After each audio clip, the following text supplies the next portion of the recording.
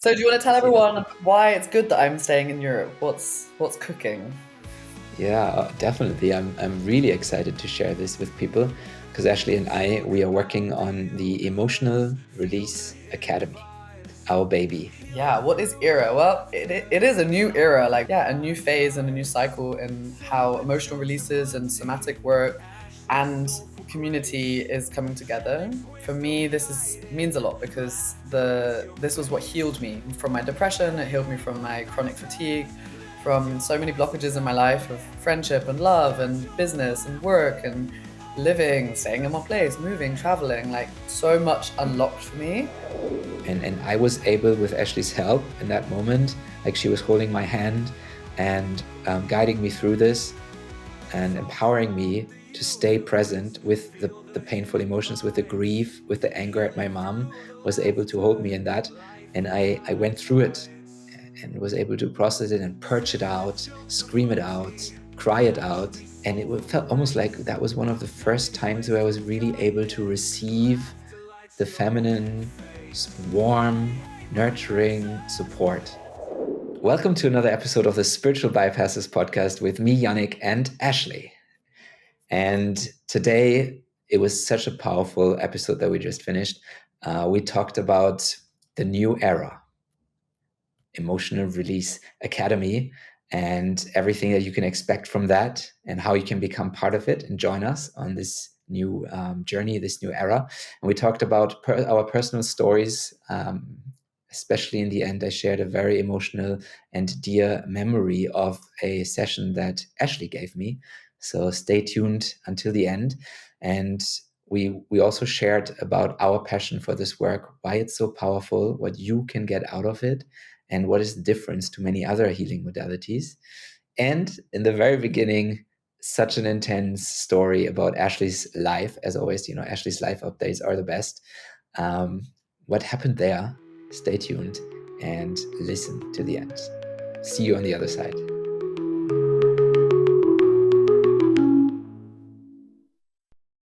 Welcome to another episode of the Spiritual Bypasses podcast today with me, Jannick, and Ashley. Hi, Ashley. Hello.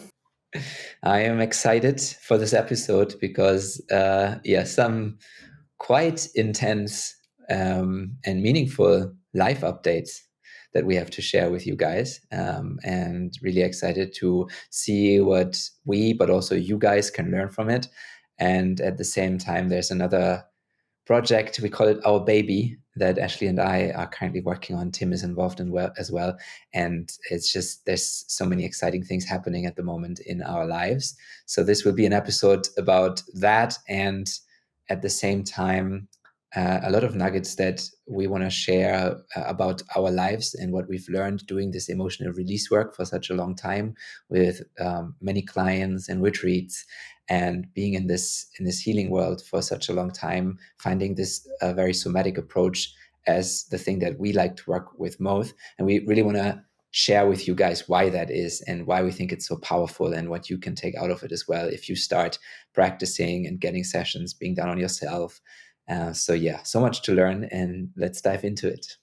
Yes. So Ashley, maybe you want to start off with, you had some very intense and almost like a bit like a roller coaster kind of days the last few, probably like last week especially. Maybe you want to share with us a little bit about what happened there. Yeah, I feel like this podcast wouldn't really be the same without every 5 or 6 months Ashley has some kind of dramatic story about trying to travel to a country and having issues with visas and things like this. So This is so dramatic. When I first heard the story, this is not going to be a spoiler, but when I first heard the story, I was like, no, this is not real life. This is like a movie. This is like a thriller or something. This is not real life. It can't be. yeah, it was real life, and I'm just collecting good stories now for my grandkids. So watch out for the autobiography. But so I mean, it's only middle of the week here where we're recording, and only Saturday, so only like 4 or 5 days ago, I had packed up my apartment that I lived in, or the room that I was living in. I put everything in storage. I had prepared myself for a 2-month trip to the US, where I go quite often, at least once a year.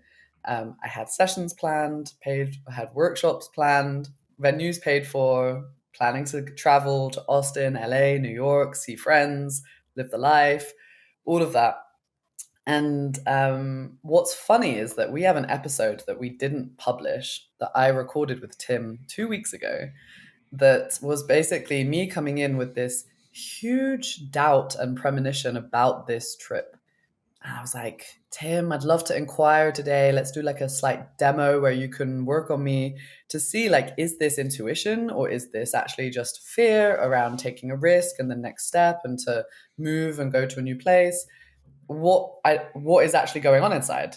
So we in the end we didn't release that episode because it was a bit slow. There was a lot of it took a long time for rigid Ashley, who doesn't like being guided by men sometimes, to get to the realization. I personally thought it was very good. Maybe we'll like release it afterwards or add some clips into this. But what basically we came to the conclusion is like, no, Ashley, this is just fear of moving to the next step, and like it's a risk, and of course like you've just got to be brave and like face it. So maybe we kind of like gaslit me into ignoring my intuition. Maybe that was another reason why the process was a bit slow, because maybe it wasn't really following the full truth of what you Yeah, experienced.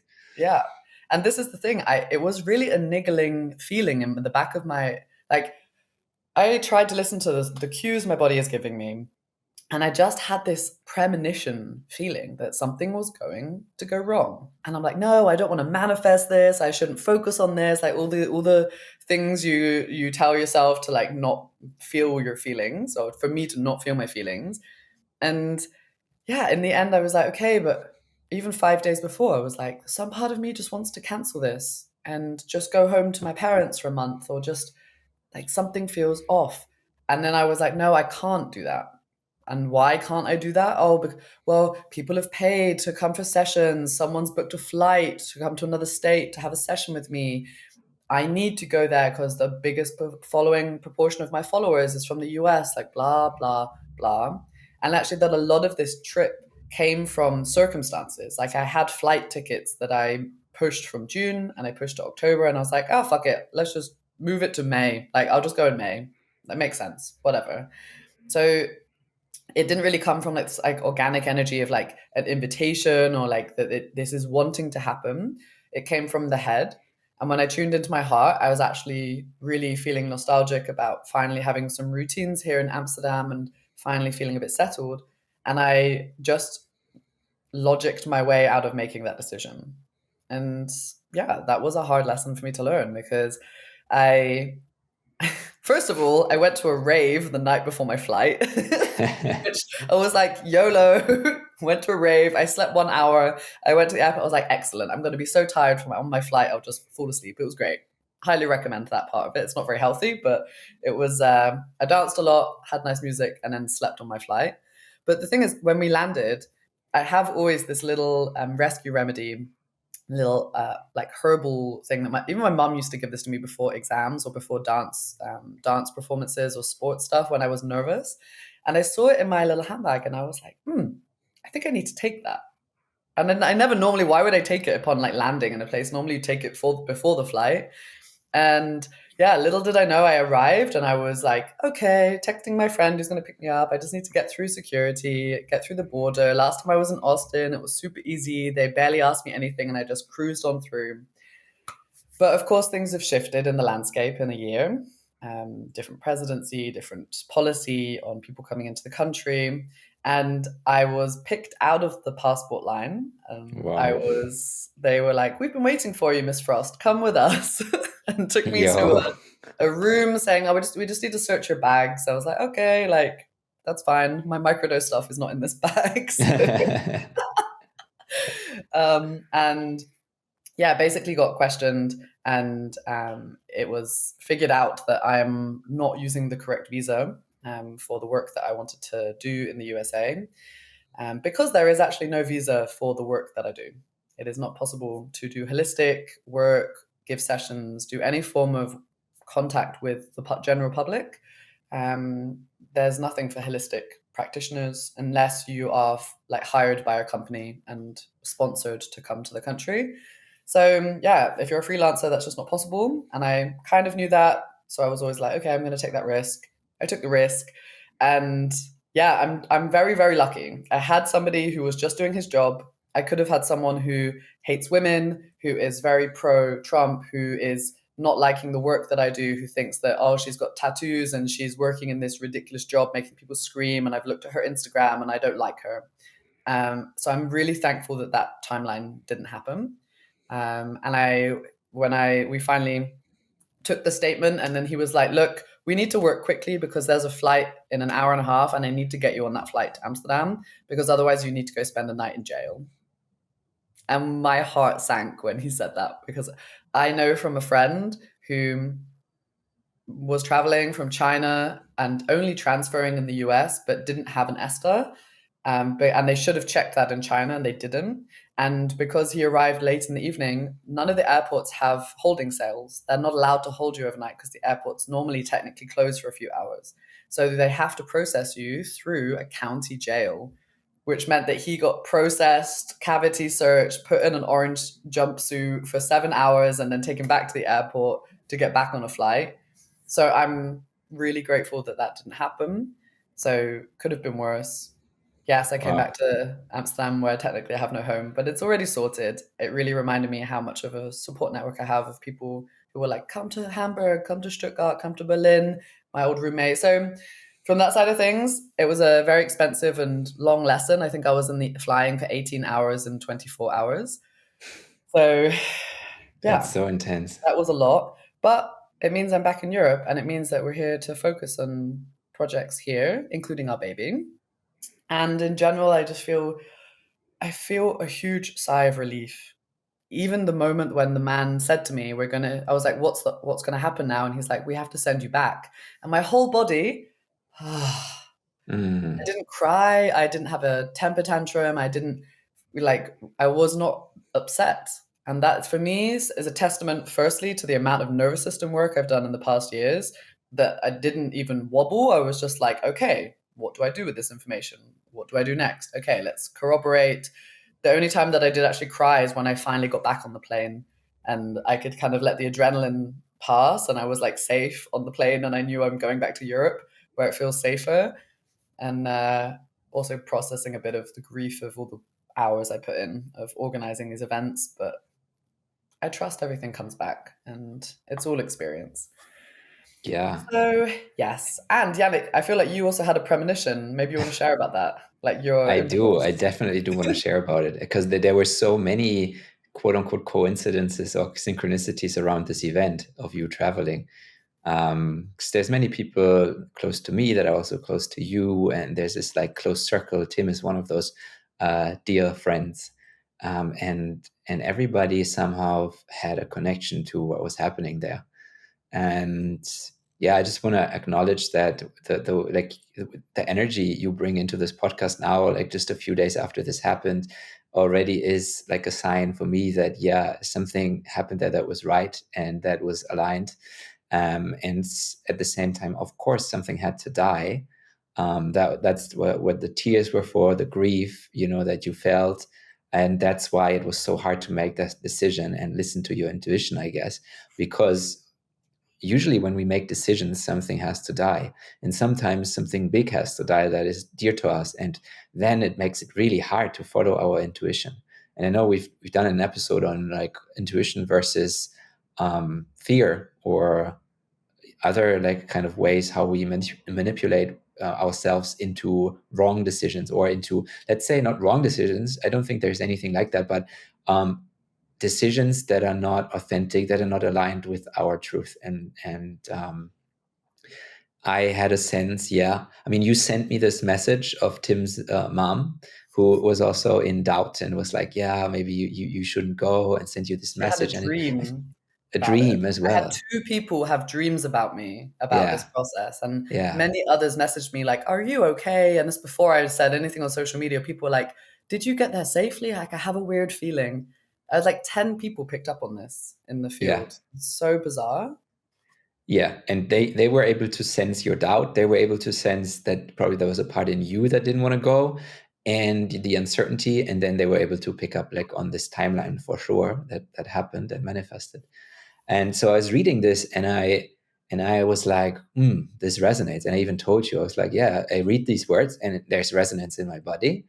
um, and at the same time, I also had to make a decision, like, how do I want to communicate with you now that you have made this decision to go? And so sometimes, even when there is resonance, I'm not going to be like 1 hour before the flight, I'm not going to tell Ashley, no, it's a wrong decision, you shouldn't go. Because I trust that. I don't think it works like that. I I would think listen to that sometimes when a though. decision has been made, maybe it wouldn't have been the best for you to not go, or for me to advise you, because either you go either way, and with an even worse feeling, because you're like, oh, even Jannick said it now, or you're like, oh yeah, now that Jannick said it, I'm going to tune in with myself again, and yes, this feels right, I'm not going to go. And then maybe you'll always be in doubt and be like, was this just like a short circuit, kind of fast decision that didn't feel right, so it had to happen like this. And I was just like, yeah, whatever decision you make, the universe will reply to that decision, and you will learn from it, and you will grow from it. And that's what happened. And yeah, But you had also a message, right, that said don't go.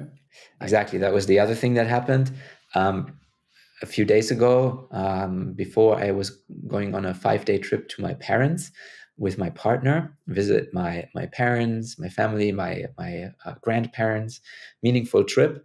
Um, I was laying in bed in the evening, and I was like, there was this strong voice in my head, was like, don't go, don't go, don't go. And I was like, wait, like, does it even make sense? Because this feels really aligned. I want to go. I want to see my parents. I want to be with my partner there, and like spend time with my family. Yes, my partner was a bit sick, so I was like, maybe I should go, and she shouldn't, and she should come like later. But none of that felt really like that's it. And I usually don't have these strong intuitions, and I usually also like don't listen to them unless they are really strong, but this one was. So I was confused. And then when Ashley told me her story, I was like, wow, yeah, I can make sense of it now. It's like, yes, this is definitely related. I felt like, Ashley, don't go. yeah. So I'm happy to be here. And to be honest, imagine if I'd actually gotten in and at some point during my visit, the visa thing had been figured out, and then I'd actually be in like a detention center somewhere. Like maybe I would be lost for weeks. Like some Europeans have been put like 10, 12 days in like solitary confinement in these places. So I'm fine. I will not be returning to the US for the remaining 4 years until the presidency changes, for sure. Yeah, yeah, for sure. So And if this you're listening is to this and you're in the US, please come to Europe or work with me online. But yeah, no more visits. Sorry. exactly. It's worth a visit to Europe to get be worked on by Ashley. It is. And Yeah. yeah, I can share about that later, like, because we also had a very powerful session that you gave me on the training, during the training. That could be something we can talk about later. Hmm. But first of all, I just want to acknowledge as well that, Ashley, this is also a strength of yours, that you are able to adapt so well. I mean, we can talk all about, oh, it's so hard for you to find a place where you feel home and to settle and be like, okay, no more moving around, because your nervous system is kind of like drawn to this, like intuitively or instinctually, probably rather the latter one. But It's trauma. you, like, this, you're aware of this, you're working on this more and more, you are settling, and you're finding places where you get, like you said, you have a routine, you finding like friends, and like a base. And at the same time, this is also a superpower. I mean, you're sitting here now, something really intense happened to you, and other people would have probably been in a crisis for a few days or weeks, and you're like, okay, that's how it is right now. Let's face it, like, let's make the best out of it. There's so many advantages of it as well, and you're really, really adaptable. So just a reminder for you guys, every weakness that you find in yourself also has a really, really powerful strength as well, and you get to decide which one you want to focus on, and it's okay Yeah. to focus on both. But don't underestimate the power that comes with that weakness as well. Yeah, I say it as always, Scorpio, death and rebirth. We rise from the ashes. It's just my daily life. So I'm very thankful to receive that mirroring. Thank you, Yannick. Yeah. Yeah, yeah, So do you want to I tell see that. everyone why it's good that I'm staying in Europe? What's cooking? Yeah, definitely. I'm really excited to share this with people because Ashley and I, we are working on the Emotional Release Academy, our baby, a new era, ERA, Emotional Release Academy. And this is a project that is so dear to my heart, to Ashley's heart. And it's been cooking for a long time. Either her or me or both of us at certain points in the past weren't ready for it. And now it feels really aligned to come together, and not only us, but also together and a team of wonderful and very talented people to birth this project, to birth this baby. And it is something that we are not just saying, oh yeah, this is dear to my heart. It's actually an expression of what we've been doing with our lives and to ourselves in the past. I don't know, for me it's probably like 10 years. I don't know how long it is for you. In yeah, 5 years. I mean, not for me, not 10 years in this with this particular work. 10 years of diving deep into my psyche and healing it and trying out different approaches. And then probably something more like 4 years, 5 years, really committed to the somatic work, to the trauma aware work, to the things that really make a change, in my opinion. Diving into the emotional repression, becoming conscious of my patterns and not staying in my head, but actually taking the body with me on this journey. And yeah, almost like this embodied freedom that comes with this kind of work. And yeah, what is era? What is era, Ashley? What is I'd era love for to you? also just add, I just calculated that since the conception of this idea, it has actually been 9 months of incubation that now we're Wow. getting started with Wow. it. Goosebumps. Goosebumps. I think even it's 9 months since the start of this podcast, so we've just grown a little baby. So Hmm. it is actually a baby. We're not joking about it. Yeah, what is era? Well, it is a new era. Like we're gonna fucking rinse that name. Just sorry in advance for how much we're gonna use that because that's what it feels like. It's not a new method per se, but it's a new phase and a new cycle in how emotional releases and somatic work and community is coming together. And for me, this is means a lot because this was what healed me from my depression. It healed me from my chronic fatigue, from so many blockages in my life of friendship and love and business and work and living, staying in one place, moving, traveling. Like so much unlocked for me. Even the ability to stay calm whilst being interrogated, like that wouldn't have happened if I hadn't done this kind of work. So, not advocating that you'll do that after this kind of training, but for me, the around a year ago is when my role in the emotional release company changed. And from then, I really started to notice that I was no longer wanting to be managed by someone else. Like there's so much energy and drive and ideas coming through that, yeah, it was just time to set this up on ourselves. And with Yannick, it was always been a big click. And there's just a similar drive. Like Yannick and I are both manifesting generators and I can really rely on him as well for all of this. So it Mm. feels very good to be partnering up with this as well. Yeah, there's a lot we can talk about from the stories and the background. Yannick, maybe you want to share a bit about where, where and why this has come into fruition, at least on your Yeah. path. So first of all, to answer that question, what is era? To me, it's really three pillars. It's one aspect of it is really to, like you said, Ashley, to build a community of somatic healers, to bring together people who are convinced by experience or would like to be convinced by experience that this somatic approach is the thing that really makes the most difference, and like to really take everything into regard, the nervous system, obviously the mind as well, working with the unconscious, working with our parents, working with real life, like facing real life seeing how the body reacts, being able to, like you call it, radical soma. I love that. Like being able to really express those things that have been repressed for so long, those things that the body keeps the score of. So the tension, the fear, the all of those things in the body, the disease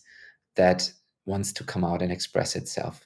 And this healing approach of not necessarily pathologizing what's happening in your body and who you are and how you live your life, but actually looking at it in a wholesome way, in a way that, in a loving way, slowing down, looking at it and being like, okay, what's here to learn from this? Like this disease, this tension, this fear is the solution and not the problem. And how can we actually embody that and not just understand it with the mind?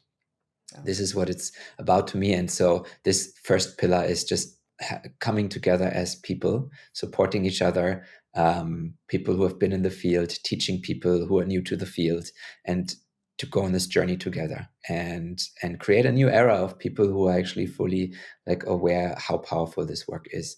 And the second pillar to me is a smaller group of this community, which will be only somatic practitioners.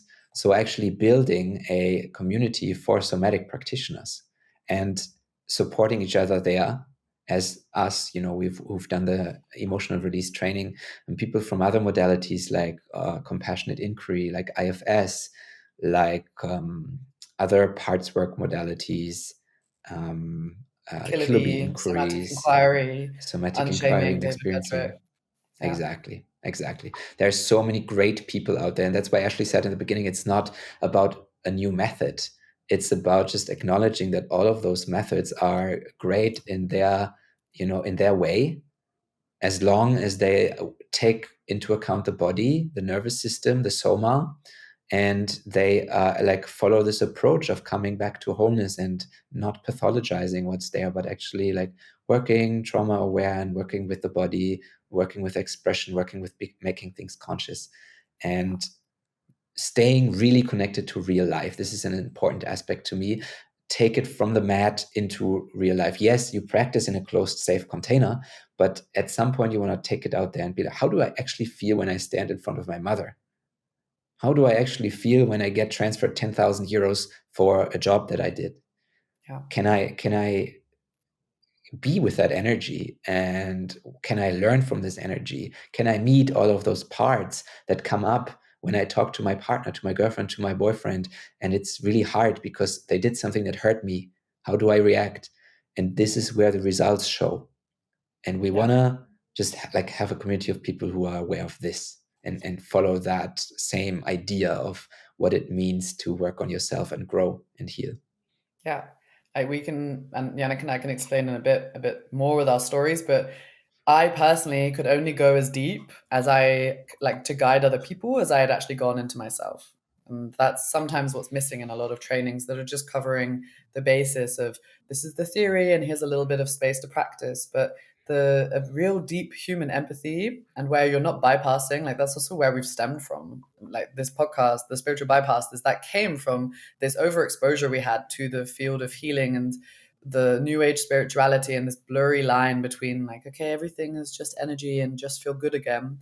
Like that, no, sometimes I had to go into my own wounds and history and my background to really understand the people coming to me and laying on the table to give them therapy sessions. Like it didn't come through doing an online course for a few months that just touched on like this 10-step guide to healing another person's emotions. Like it comes through real life experience and relationships and through actually connecting with other people. So the community side of this I'm really excited for, because that's missing. We're often, and I speak saying we because I've connected with a lot of people who have trained in various modalities, did the modality that we also were a part of, and everyone's working in a silo. So everyone is this struggling with entrepreneurship and managing marketing and managing like how do you do your whole business and give the service and perfect your skills and still maintain your social life, and everyone is burning out. Like I went from one corporate world where I burnt out to then the healing world where the same cycle is perpetuating, because that I wasn't actually going to the core wounds underneath that. Doesn't matter which environment I would go to. And so these spaces that we're going to be opening in this academy are really to also look at your own personal topics, like what is standing in your way. And yeah, for that, I'm very excited. Yeah, and I want to add in there that the part of the second pillar, this is really important to me, is focusing as well, like for those people, who are in this community, the somatic practitioners, like you said, they're all struggling with similar things that we faced when we finished the training, is like really focusing on impact, right? So you don't necessarily have a lot of impact just because you're a really good practitioner. We want to teach people how to be good at building bridges. So there's an audience and there's you, and you need to know yourself really well and your strength, and you need to know your audience really well, the people who are drawn to you, who are listening to you. You need to be able to go meta and be like, who am I? Why am I talented?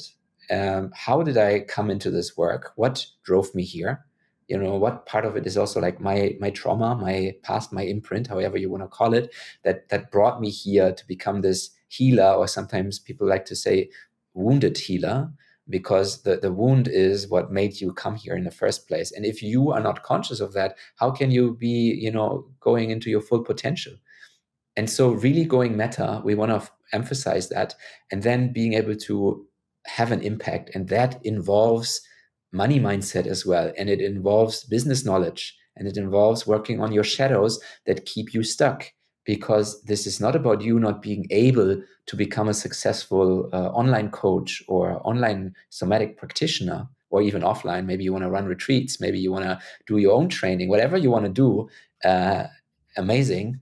But the thing that's holding you back these days is definitely not knowledge, because knowledge is out there. Just open up ChatGPT, pay 20 euros a month if you want, and get the premium version. And then it'll tell you everything you could think of. It's not a lack of knowledge. Let's be really honest here. It's not a lack of knowledge. It's self-sabotage. People are self-sabotaging themselves into certain situations in life where they feel stuck. And so we want to make people aware of that and give them the tools to do the self-inquiry, to become better practitioners. But in our opinion, there's been an overemphasis also on that, just out of fear of going into those other areas, into the big energies, into success, into charging a lot for less work, and all of these kind of things. So this is part of the second pillar as well. Make somatic practitioners impactful, big, successful, and hold those energies. Yeah, make them radical in a way of like, not, oh, you're breaking the mold a little bit.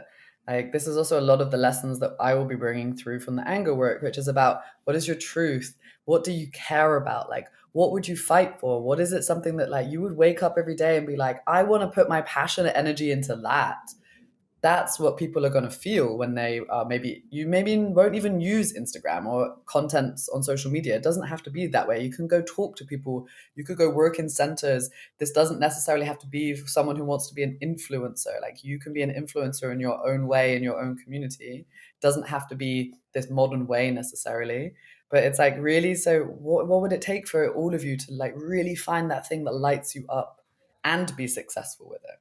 And that's what I love. Like, Jannick's very accurate with saying that there's an overflux of information out there. And we're acutely aware of that, having curated the training and the spaces.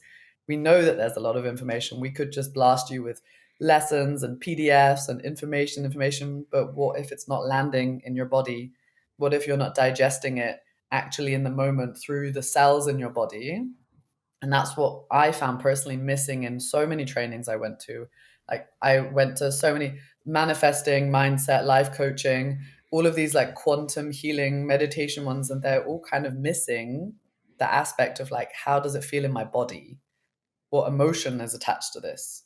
And there I found the missing link actually for a lot of manifesting work and success blocks, because it was linked to a feeling experience in the moment. So yeah, there's a lot we're gonna learn through in here. What's the third pillar? Yeah. Yeah.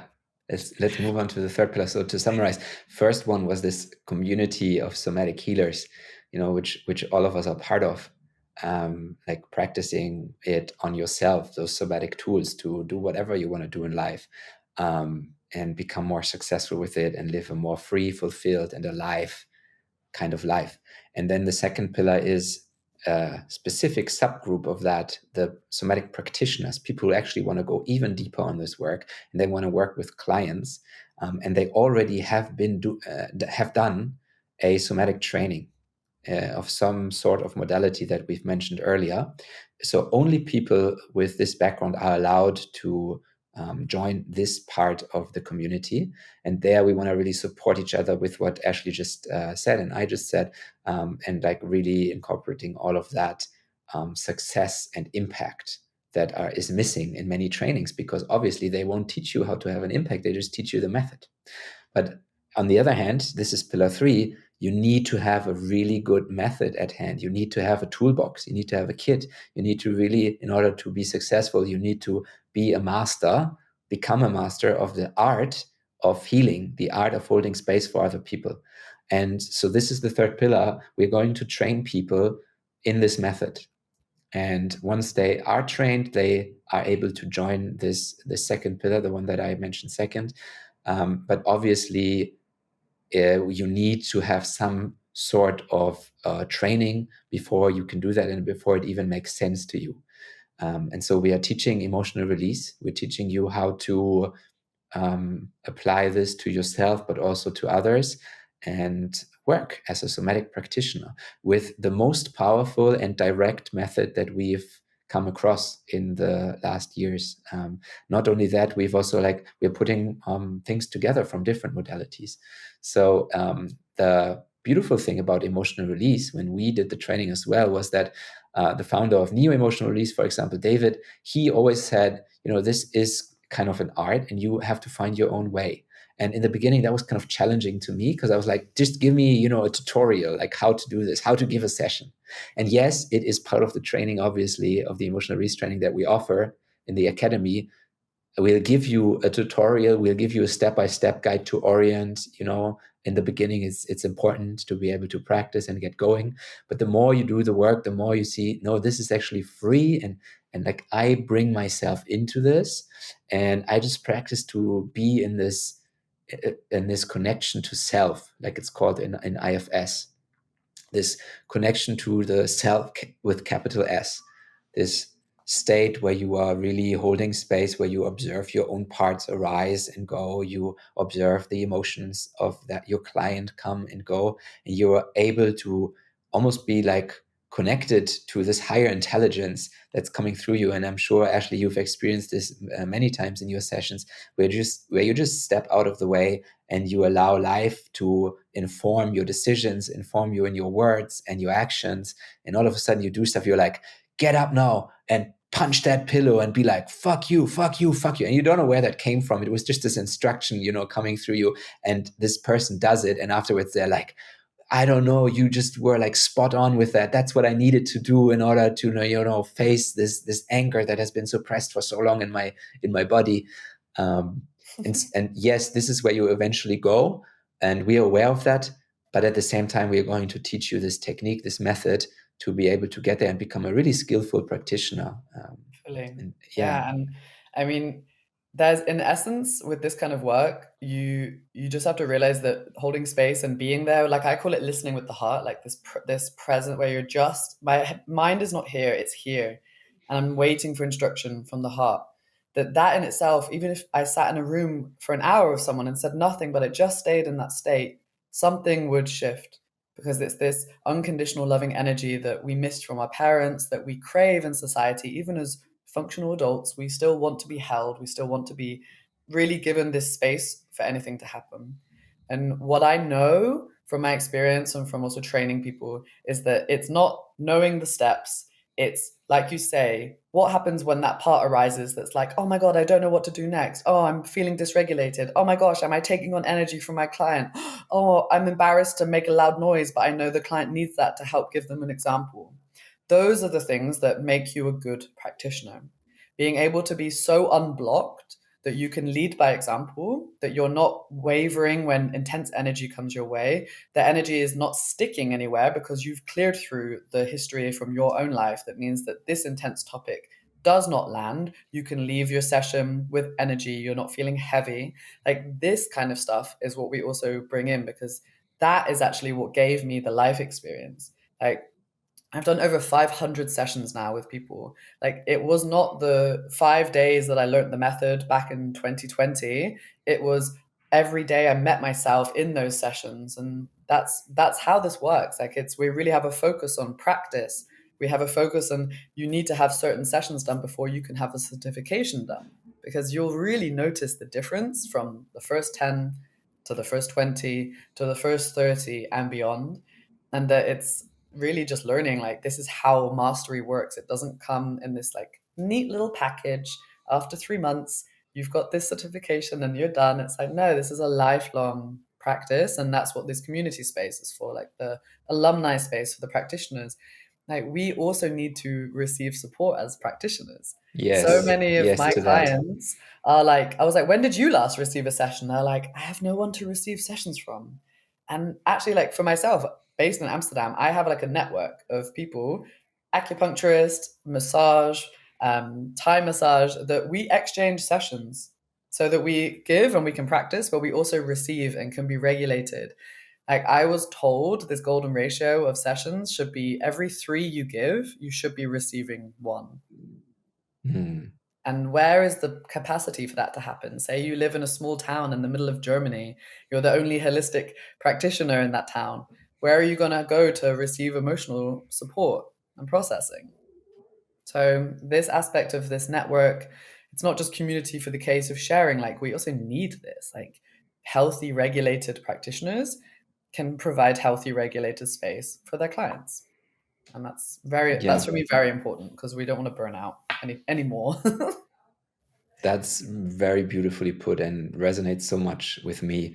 And I was fortunate to always be able to, not always, but many times be able to sense when I needed support. And then I bought sessions, sometimes I exchanged them, but a lot of times I just bought sessions.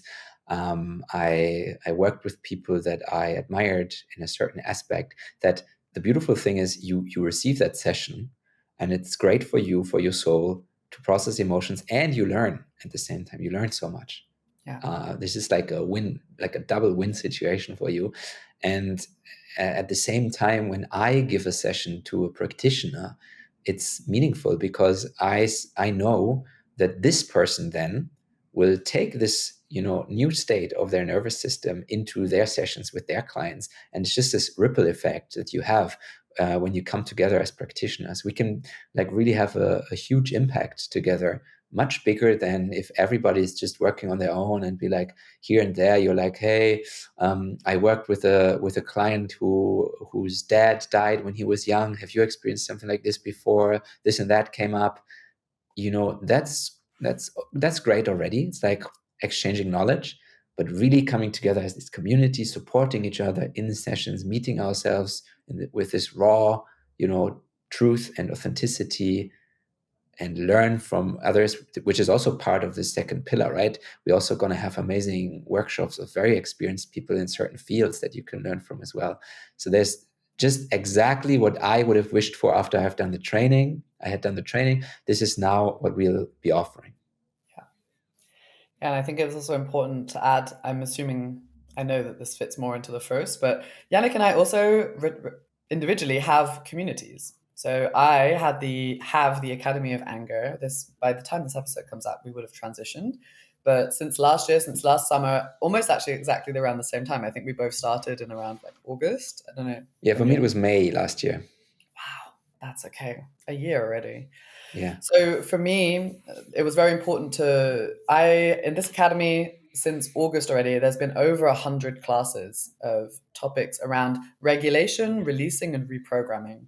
And I already got the feedback after like a month or two. People are like, this is way more than anger. Like the name doesn't quite fit. It's not Academy of Anger. Like there are classes focused on this. But there's where we were having shadow work classes, embodiment, yin yoga, like everything you can imagine, breath work. And for me, it feels appropriate now that this transitions into the academy space. So the backlog of recordings from that whole place is in the academy, Emotional Release Academy. And personally, this is the place where I want people to send their clients. Like, of course, it's Yes. also great to use for regulation. Like tonight, I'm gonna do one of the yin classes because I getting close to my bleed. I want to relax. I've got space. Let me just tap into what classes are available. But this is really the space where people can send their own clients if they want to go through. Like, hey, you want to do anger release? Oh yeah, there's like 12 classes there you can do. Oh, you want to do a women's circle? Oh, there's a women's circle happening here online, etc. So there's going to be a mixture of like practice classes going on, like the Rage Club happens once a month, classes to practice expressing 100% emotions, which are also very essential for keeping up the emotional hygiene as a facilitator. But in general, there'll be a space. So if any of you are listening and you're like, well, I'm not a practitioner, I don't think I will be, but I'm still very curious about this, then that's where your space in this platform, in this community will be coming in. Um, yeah, Jannick, maybe you want to talk about your community moving over as well. Yes, definitely, and I love what you just shared. It's just so beautiful that now, because I had the same experience, right? I finished the training. I had my first clients. I gave them one session. I gave them 3 sessions, and what happens after that? You know, integration is not very sexy. It's not something people like to hear. People want fast results. They're like, hey, how much impact does one session have? Should I do 1 or 3 or 5 or 7 or 10? And it's not really the correct or the proper question to ask. It's more about how much do you let it into your life, what happened in this session. You can have a session and afterwards just be like, wow, that was a cool experience. I went into anger and I've never been that angry. Great. And something will have shifted for sure. But there's this tendency of all of us to go back to this like default state, this comfort zone, if we don't practice something regularly. And how amazing is it that everyone who's received like one session or a couple of sessions in emotional release or a similar modality can then come into this emotional release academy and keep practicing, and maybe they've experienced something that they want to share with others, and now there's like this whole community of people who've all done this emotional release session, at least one, and be like, yeah, that was so powerful, and what did you experience? And we're on this journey together. So that's really beautiful. And this is also why I am excited to bring in my community. I called my community Fear Fuckers. And yeah, Ashley doesn't like this name for a good reason. Maybe it's not the most accurate one, and maybe it's a bit teasing. But what I actually mean by that is making love to our fears. So I just experienced our fear to be this great compass in life. Now I would say even better is probably shame. Shame is probably one of the most powerful compasses that we can follow. What are you ashamed of? And then, meet that somatically. But yeah, I called it Fear Fuckers, and I said, let's have people come together. I recorded a call. I hosted a live call every week for almost a year, where I had people together and we did the work. We met our fears. We fucked our fears. We made love to our fears, and it's something so beautiful because it's the most like the least intuitive thing to move towards your fear. Because the fear says, don't look here, go away. The shame says, don't look here, go away. Just avoid this. Don't show this to anyone. And once you turn it around and you actually do the opposite, powerful stuff happens, healing happens, because you start to integrate this part of you back into wholeness. And the moment you're not or less and less ashamed of something, the more you can feel your own worth, your inherent worth. So that's what the name was about, and that's why I created this community. And now I'm just super excited to merge it with the Academy of Anger from Ashley, bring in some other stuff in there as well, to just create this emotional release academy. And there's so many people longing for this. I don't know if you guys know this, but I have this Instagram account where I do German comedy, and I just put this link in my bio.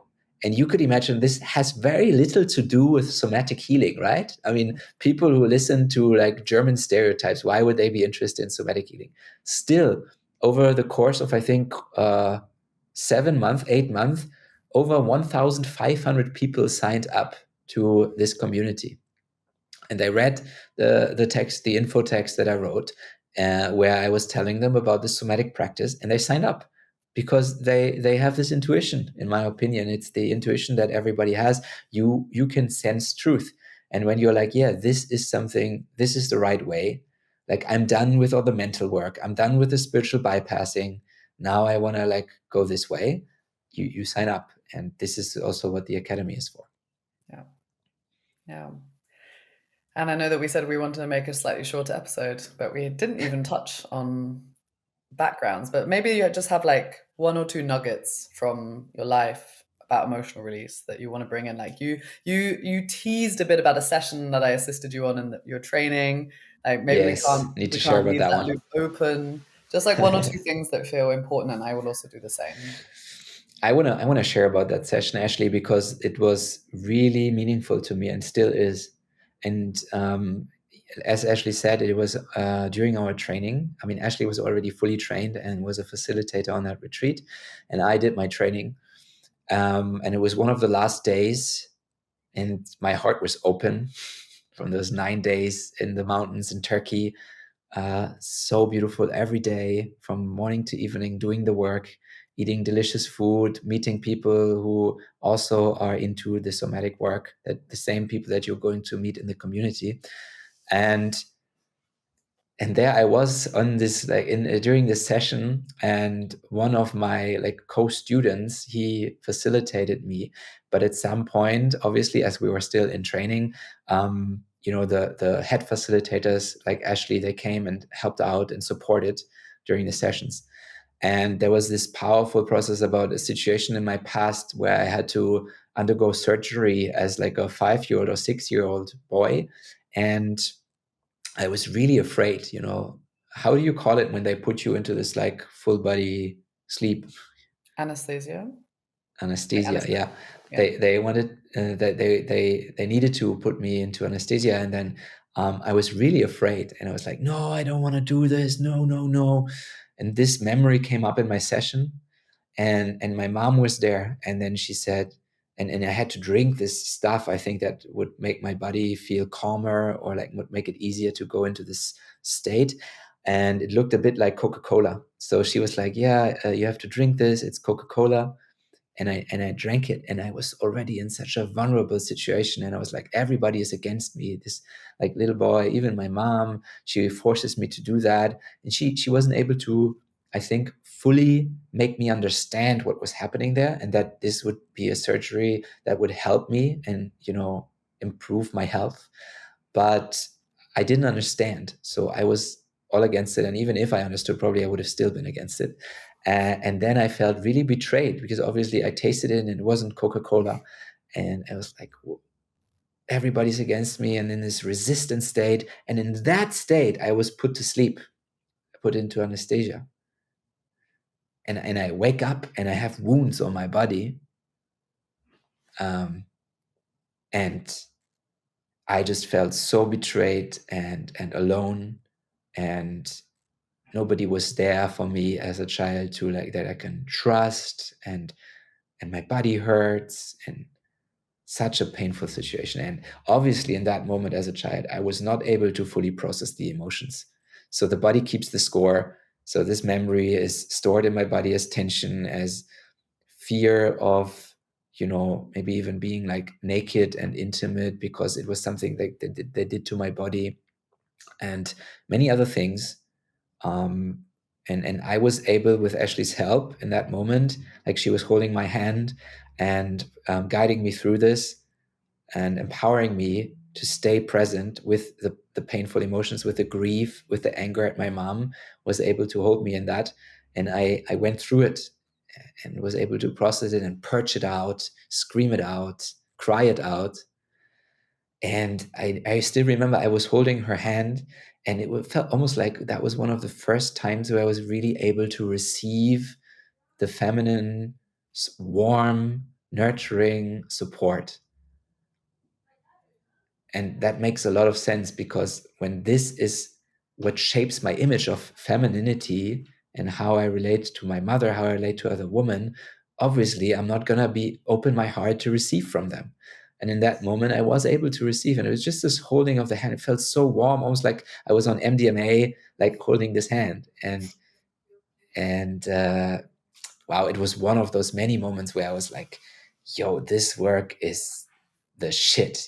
Everybody needs to experience this. Like, this is so powerful. So yeah, thank you, Ashley, again and again. Thank you for doing this work and for in this moment being there for me. It meant the world really to me, and later on changed the way I related to women. And there were some drawbacks, and I came back to it, and I just cultivated this new relationship to femininity more and more in my life. Yeah. Crazy. And to think that was only 18 months ago. Yeah. Yeah. Yeah, wow. I was just sat there like I was watching a movie. I was like, wow, you can keep talking. No, thank you. Like I can really receive that. I remember that like it was almost like a movie, like with the sun going down in the middle of a Yeah. forest and this process happening, and then just like this tender moment. Like it touched me a lot. And I mean, for me, like how many trainings did I facilitate at? I think there was 7 in 2 years. So and each one with like 50 plus participants. Like I witnessed so much over and over again how profound the work is on such a human level. And that what I personally love about this is that like I don't need to take psychedelics necessarily to have the same insights, the same shifts so quick that from the moment that my eyes open after, I'm like, wow, was that 5 minutes? Was that 1 hour? And I'm a totally different person than led down on this table. And I've not found anything more that works quicker and more precisely yet. We'll always do a disclosure. Maybe there's something else. In like 10 years, Jannick and I are like, oh my God, look at us. We didn't know. So yeah, and from I feel like I don't want to like bring in more personal stuff. I feel like it's going to come on more episodes. Like I've talked a lot about my own journey through healing through my burnout. And yeah, I'm just really thankful that this work found us. And yeah, feels very important to bring this amalgamation of like so many years of like study and lessons and learning and witnessing things that worked and didn't work. And from my experience, also managing the other company, like I really got to see from the behind the scenes, like what is needed, what can be done better, what was missed. And I really hope to bring those lessons and new perspectives into the new era as well. Yeah. The new era. That's as much as I can say politically correct. So let's finish off with that. Yes, thank you, Ashley. I think this was a really powerful episode, and we were able to hopefully bring across to you guys at home or wherever you're listening from or watching this from our passion that we feel for this deep work.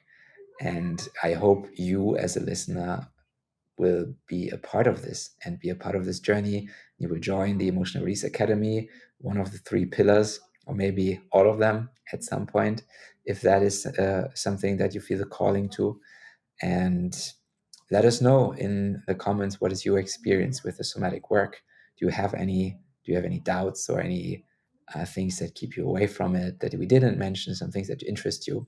And other than that, we are so happy about your support, about your likes, about your 5-star ratings and your subscription. yes. So go ahead and subscribe to our podcast or YouTube channel. And And follow we us will on see you. Instagram now to see the Exactly. beautiful Follow us that on it's been Instagram, Spiritual making. Bypassers. Yeah. Amazing. Yes, and we'll see you on the next episode. Thank you so much for listening.